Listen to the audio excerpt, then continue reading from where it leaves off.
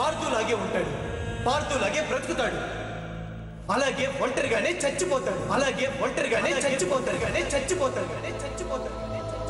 పార్థు జీవితంలో ఏ ఆడదానికి చోటు లేదు, పార్థు జీవితంలో ఏ ఆడదానికి చోటు లేదు. అత్తయ్య, అక్క, నందు,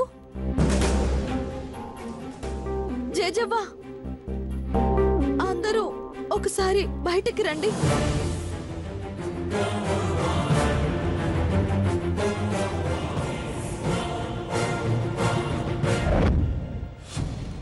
ఏమైంది వరు?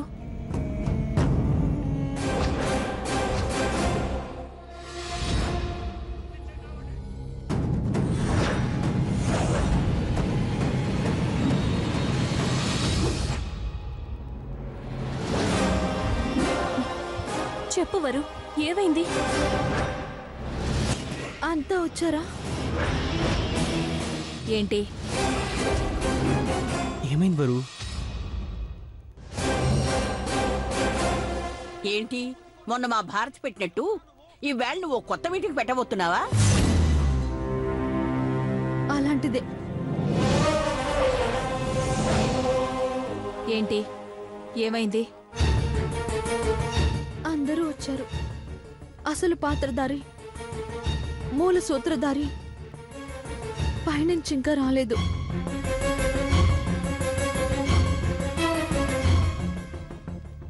ఏమండి, మిమ్మల్నే.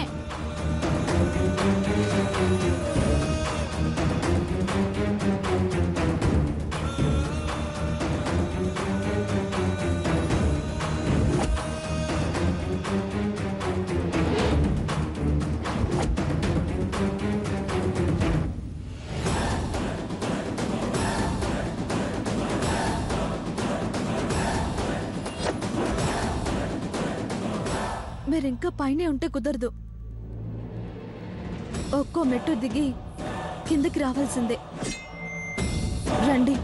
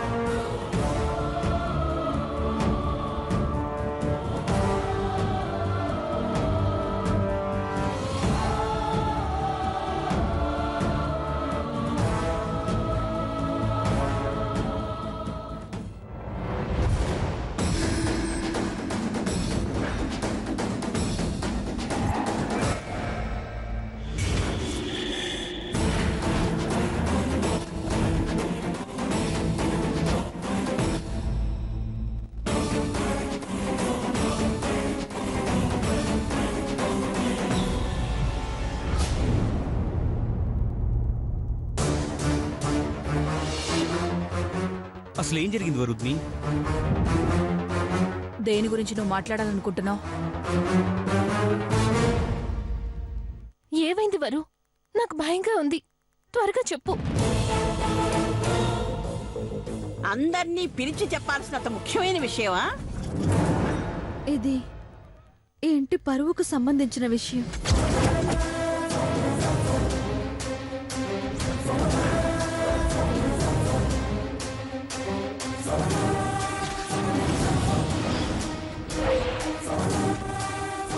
మీ వంశ గౌరవానికి సంబంధించిన విషయం.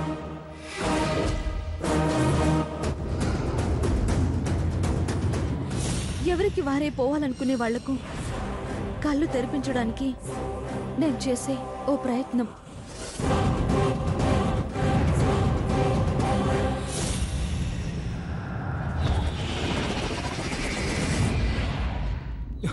ఇప్పుడు అదంతా అందరికీ చెప్పాలా? ఎందుకు చెప్పకూడదో ఒకసారి చెప్పండి. నేను ఇంట్లో మనిషినే. నేను ఇంటి బరువు బాధ్యతలు పంచుకుని పరువు ప్రతిష్టలు నిలబెట్టాల్సిన దాన్ని కాదంటారా?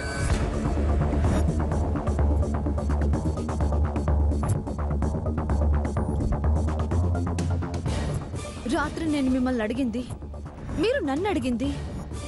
నేను మిమ్మల్ని బ్రతిమాలింది, మీరు నాతో చెప్పింది.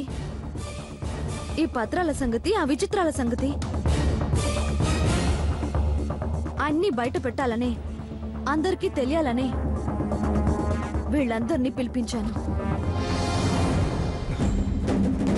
నేను ఎవరితో చెప్పొద్దని చెప్పినా ఇది అందరితోనూ చెప్పడానికి సిద్ధపడిందంటే మామూలు ఆడది కాదిది. దీన్ని ఏం చేసిన పాపం లేదు. నా వైపు నుంచి కుదరదని తెలిసి ఇది అటు నుంచి నరుకు రావాలని చూస్తుంది. ఇప్పుడు ఏం చేయాలి నేను? ఎలా ఆపాలి దీన్ని?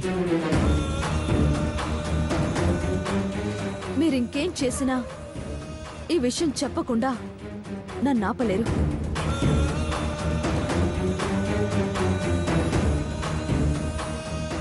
అసలు మీరిద్దరూ ఏం మాట్లాడుకున్నారో, నువ్వు ఏం చెప్పదలుచుకున్నావో తొందరగా చెప్పు. చూడబోతే ఇది సీరియస్ మ్యాటర్ లాగుంది. ఏం జరిగింది వరుద్ని?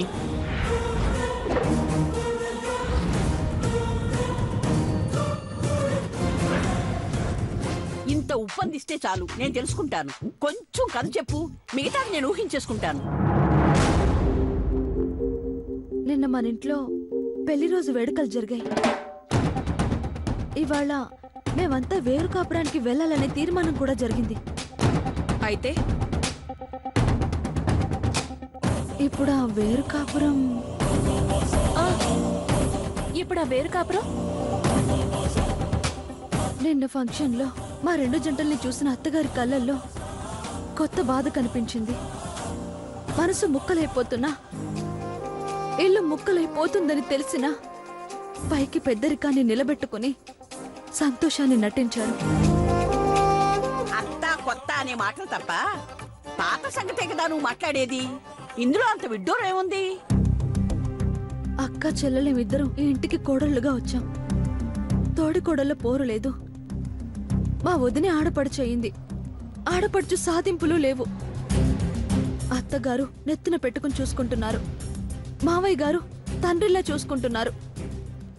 అన్నదమ్ముళ్ళు రామలక్ష్మణుల్లా కలిసిమెలిసి ఉంటున్నారు. ఇక మాకేం రోగం వేరు కాపురం పెట్టడానికి?